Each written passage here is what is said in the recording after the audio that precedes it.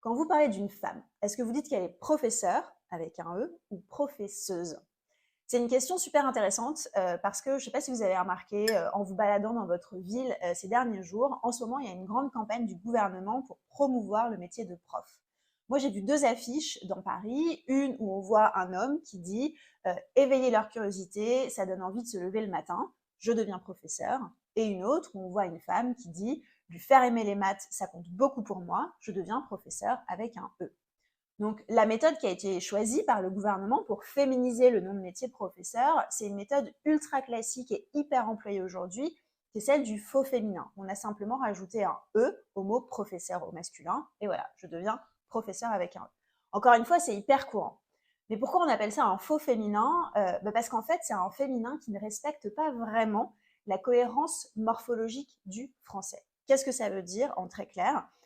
Ça veut dire que quand un mot provient d'un verbe, son masculin se termine en heure et son féminin devrait se terminer en euse. C'est le cas du mot professeur qui vient du verbe professer, un professeur, une professeuse, du verbe entreprendre, un entrepreneur, une entrepreneuse, et de tous les autres mots qui proviennent d'un verbe. A contrario, pour les mots qui ne proviennent pas d'un verbe, comme agriculteur, qui ne vient pas du verbe agriculter, alors le féminin se termine en trice, agriculteur, agricultrice. Donc oui, en toute logique, si on voulait vraiment respecter la cohérence morphologique du français, alors on devrait dire professeuse. Et d'ailleurs, c'est le choix qu'a fait Eliane Viennot, qui est professeuse émérite de littérature, qui est une grande référence dans le langage inclusif et qui choisit donc de respecter cette cohérence morphologique.